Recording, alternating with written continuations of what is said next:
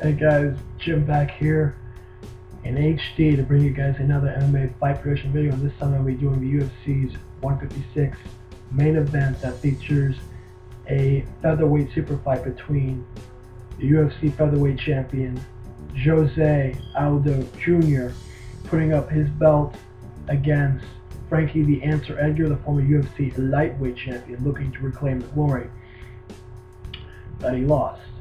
I will give you guys a backstory, what led to this fight, all the issues, all the circumstances surrounding it, along with a full fight breakdown of the two fighters, their strengths, and my keys to victory for both men, along with who I believe is going to come out the victor and featherweight champion at UFC 156. Now, without further ado, let's get this party started right now.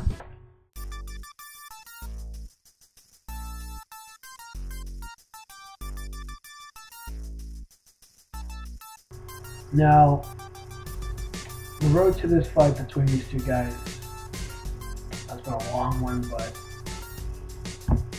we're finally going to get the fight. But for the longest, it was when Frankie was champion, he not want to go down and face Jose because he wanted to, keep his advantage, of the speed and not having to cut the weight at lightweight. And Jose wanted to come up and fight him. He beat him down. But for Jose, he did not want to go up to 155. He wanted Frankie to come down so he could tear him to pieces and knock him out. Now, let's start with Jose Aldo's road to this fight. Jose's been on a 14-fight win streak that includes KO victories and utter domination over some top featherweight contenders and former champions in the form of Mike Brown, Uriah Faber, Kenny Foria, Mark Hominick, Miguel Burin, and most recently at UFC 142 last year, Chad Mendes by knockout. When Chad, got into the fight, he decided to play the leg kick game with Aldo. And he kicked him, and Aldo started kicking him good. He said, I'm going to get this to the ground, but he couldn't get to the ground. Aldo reversed position and got knockout to knee. Now, after that, Aldo was set to face off against Cope at UFC 149 during the summer, but he had to pull out due to injury. And then the fight was later scheduled for UFC 153, and then Cope had to pull out due to injury and Frankie was in. Now, Frankie's road to this fight was, he was dominant, and lightweight because he won the championship with BJ Penn. He beat BJ in the second fight, and defended his title. He had a draw with Gray Maynard. He avenged his loss to Gray Maynard in the third fight and knocked him out. But when he ran into Ben Henderson in 2012, he had a horrible year because Ben beat him by unanimous decision, at UFC 144. And then the second time, he lost by split decision. Now granted, the first time, you can make a case Ben won the fight because he did a lot more damage to Frankie. And Frankie was not the same after that up kick. But I think Frankie did a little better in the second fight to win him the fight because he got the takedown, he got the top control, and he rocked Ben. But I think what stole the fight for Ben was the kicks to his ankles and his overall more striking output than Frankie Edgar. So the judges gave him the fight in that respect. But that was the close fight, and that was anybody's fight. But I thought Frankie won the fight. He got robbed, but I'm not a judge, and you just can't leave up in the hands of business. You don't know what those guys are looking at.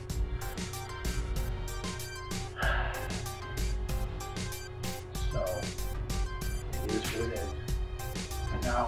at UFC 153, he's not going to find a difference. Jose got himself injured in an accident, driving a vehicle in no business driving during training. You could drive that thing after training, but when you're training for a fight, you have a fight lined up, you don't ride that thing at all. I know circumstances. But the fight was later rescheduled for February 2013, according to the Junkie. And now the fight's gonna happen. Now, the question is, does Frankie Edgar have the answer to Jose Aldo? And can he reclaim the glory that he lost last year and get the belt back? Because if no, he is going to be in the back of the line for a while before he gets another title shot. If Jose Aldo is still champion of featherweight, he doesn't move up. Now, Aldo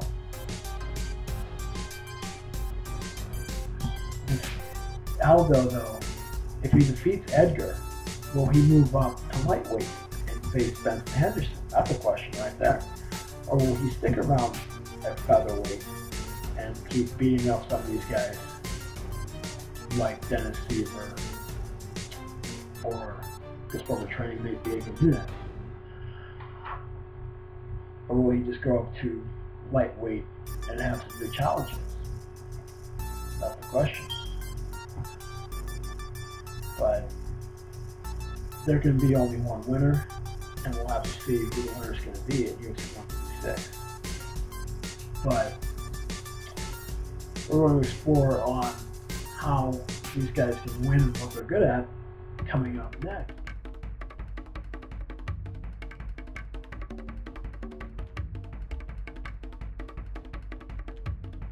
Now, Jose Aldo is a great champion because he puts it all together.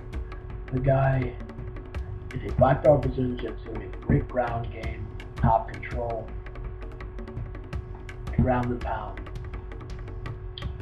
Now, his Muay Thai striking is where he really shines. That's what he most recognized for, with his hands, his kicks, and his knees.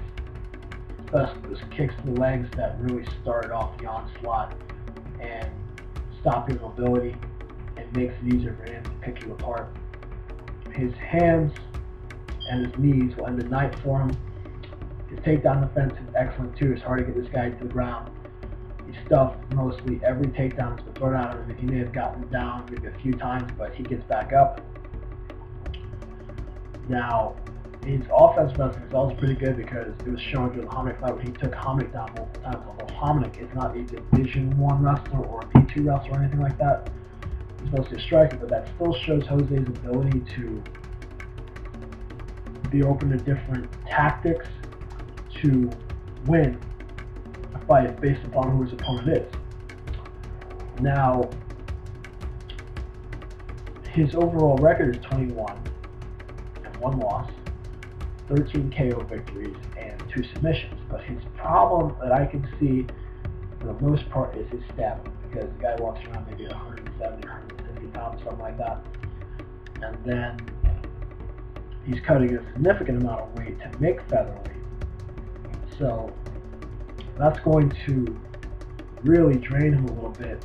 And that was actually shown in the Hominick fight during the 5th round. Hominick had his way with him because he ran out of gas. In the 4th fight, he started to get a little tired too, but that didn't really derail his performance or anything. But he wasn't as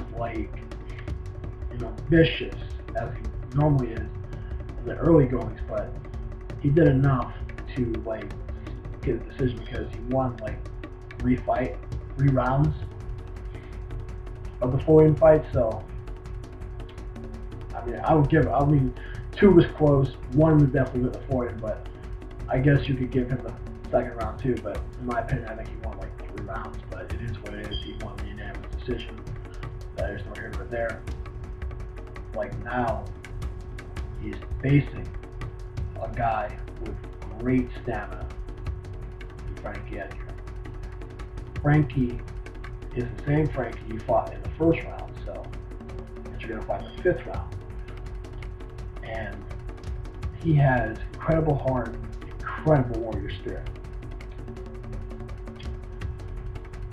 Now, Frankie, to his credit, is a Division I wrestler, a brown belt in jiu-jitsu. He has great footwork and crisp, clean boxing. Now, the main thing with him is his in and out movement and his ability just to circle around and not stay in the pocket with people, because he's just not going to win that. You know, his main thing for Frankie is not to stay in one area.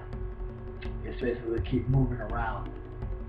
But for the Aldo fight, he needs to stay away from that right inside leg kick. That's Jose's like really dominant, really destructive kick. But I can see because Foreign was like moving to his left for the most part, staying away from his right. So that's the main thing Frankie needs to be wary of, is not to basically circle into his right leg kick too much, and check the kicks. Check them. Because if he doesn't check them, he's going to be like Uriah Faber, fighting with one leg basically. Now, the other thing about Frankie's game is that he's very good at defending submissions. Specifically when Tyson Griffin tried to get him a leg lock, and actually he had it in real deep, but Frankie got out of it. And when BJ tried to take it back, he got out of that and he basically reversed the position. So he's no slouch there. And he's very good at taking people that are bigger and stronger than him down. And BJ Penn, Gray Maynard, and Benson Henderson. So he's a strong little dude. But the thing about this fight, though, it's going to be interesting for Frankie because this is the first time he's ever had to cut any weight to fight in a UFC event, ever. Because he normally walks around like what, 155 or 156 or something, so he only had to cut maybe like a pound or nothing to make the weight. But this time he has to cut like 10 pounds. I don't think it should affect him too much, but the question is, will it take away his, speed? It should, but we'll have to see, because a weight cut is always different for everybody. So, but hey, if he loses speed, he gains power.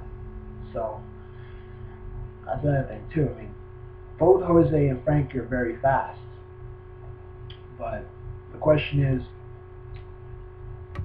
what is Frankie Edgar going to sacrifice in this fight? I mean, I don't think the stamina is going to be a problem for him, but will he lose any speed? Hopefully not, because he's going to need the speed to keep up with Jose Aldo. But the way for Frankie to win this fight is to close the distance, get out to the ground, and get top control, and be dominant. And not to be predictable, and when you're striking on the feet, check the leg kicks, get in and out, and throw volume punches, and don't play the leg kick game with Aldo too much, because if you do that, you're setting yourself up for failure. Get in and out, pressure him, and keep him guessing. It's the main thing for Frankie Edgar. Now, for Aldo, it's basically leg kicks galore. Kick Frankie's legs out, number one. Defend his takedowns, number two. And set up the combinations. Set the kicks up, throw the hands up. And if Frankie is too impaired because of his legs being shot, go in for the knee and finish him with a TKO. I don't think he's going to knock Frankie out, but as MMA, anything can happen, but I don't think he's going to be able to knock him out, though. But it should be a very interesting fight, but for Frankie, he has got to win this fight because he's not going to get a title shot anytime soon if he loses. That I can tell you. But for Jose, a win for him is probably like a move up to lightweight because what is left for him to conquer at featherweight? Pretty much nothing. Now, this fight is basically, in my opinion, 60-40. I think 60 for Aldo and 40 for Edgar. And I have Aldo winning this fight. My official prediction for this fight is that Jose Aldo defeats Frankie Edgar by unanimous decision or by TKO. Now, Frankie Edgar has a good chance of pulling the victory off in this fight, but I just, literally don't see it happening. But he's got a good chance of winning this fight and pulling off an upset. But we'll have to wait and see. The ramifications of this fight is this simple. If Frankie wins, everybody who lost to Aldo was in the back of the line will now have an opportunity to, get another shot, if they get a couple more wins at the belt. Because it's going to give more possibilities in there for Aldo. He's already hinted that he wants to move up to lightweight. Anyways, he doesn't like making a weight, so. And I think that'd be a very interesting fight between him and Benson Henderson, anyways. I think that would make a lot of money, especially if, for some reason, Gilbert and Eddie Alvarez don't get their immediate title shots at Ben Henderson. Jose Aldo would be the next best case. Come on. Lightweight champion. Featherweight champion. That's another super fight right there, guys. And it's Taekwondo versus Muay Thai. Come on. That's money. That's an interesting fight. But, literally, UFC 156 is stacked. You got Rashad Evans, Alistair Overeem, John Finch, Damian Maia, and Ian McCall versus Joseph Benavidez. It's a stacked card, great card to watch, guys. Much better than UFC 157. So, with that being said, this ends today's fight prediction video. I'm Jim signing off, and only gonna be for a long, long time in high definition.